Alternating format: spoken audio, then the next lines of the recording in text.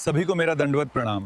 तो मेरे प्यारे बच्चों, पिछली लीला में हम सब ने बड़े ही भाव से सुना था कि कैसे भगवान श्री चक्रपाणी महाराज जी को भगवान श्री दत्तात्रेय जी से ज्ञान शक्ति की प्राप्ति हुई।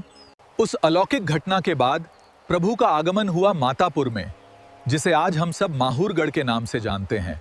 बच्चों, वहां देव देवेश्वर स्थान पर पूरे 6 महीने तक प्रभु का निवास रहा। और ये कोई साधारण निवास नहीं था। वहां स्वयं भगवान श्री दत्तात्रेय प्रभु जी के साथ उनका रहना और शयन होता था। 2 महाशक्तियों का ऐसा अद्भुत मिलन देखकर पूरा आकाश भी धन्य हो गया।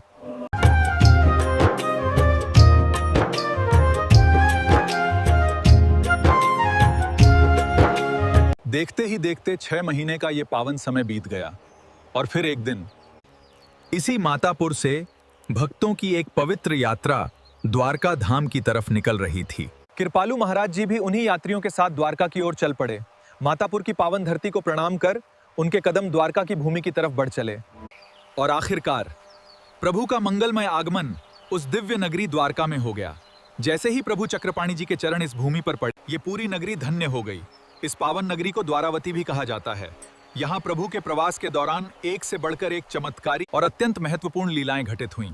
उन्हीं अद्भुत प्रसंगों में से एक बहुत ही सुंदर और प्यारी लीला आज मैं आपको सुनाने जा रहा हूँ, जो तुम्हारे अंतःकरण के सारे अहंकार को धो देगी। एक दिन माता महादायिसा ने कौतूहलवश सर्वज्ञ श्री चक्रधर स्वामी से पूछा, हे स्वामी, द्वारका में श्री चांगदेव राउल महाराज की वो सूप मार्जनी क्रीड़ा कैसी थी? उसका वास्तविक मर्म क्या है?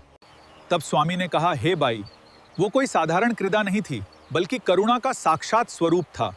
प्रभु अपने दाहिने हाथ में सूप और बाएं हाथ में सीक वाली झाड़ू थाम लेते थे। वे द्वारका की गलियों में निकल पड़ते और जहां भी कचरा या कूड़ेदान दिखता, उसे स्वयं अपने हाथों से साफ करने लगते। गुरुजी, यहाँ मेरी एक शंका है। जो साक्षात सृष्टि का स्वामी है, वो भला गलियों का कचरा क्यों उठाएगा? अरियन, यही तो इस लीला का गूढ़ रहस्य है। ग्रंथों के अनुसार वो गलियों का साधारण कचरा नहीं था। वह उस मार्ग पर रहने वाले अनगिनत जीवों के जन्म जन्मांतर के पाप, उनकी वासनाएं और उनके कर्ममल थे। प्रभु झाड़ू रूपी ज्ञान से जीवों के अंतःकरण के विकारों को बुहार रहे थे और सूप रूपी विवेक से उसे समेट रहे थे। प्रभु उस कचरे के ढेर को सूप में भरते और उसे किसी और के सिर पर नहीं, बल्कि अपने स्वयं के श्री मुकुट पर रख लेते थे।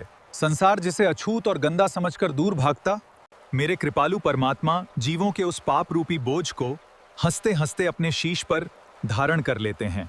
फिर वे उसे ले जा पवित्र गोमती नदी के अगाध जल में विसर्जित कर देते थे, यानी जीवों के पापों को हमेशा हमेशा के लिए नष्ट कर देते थे। वे आगे बोले, कचरा विसर्जित करने के बाद प्रभु किसी ग्लानि में नहीं डूबते थे, बल्कि खुदू खुदू करके, यानी खुलकर खिलखिलाकर हंसते थे।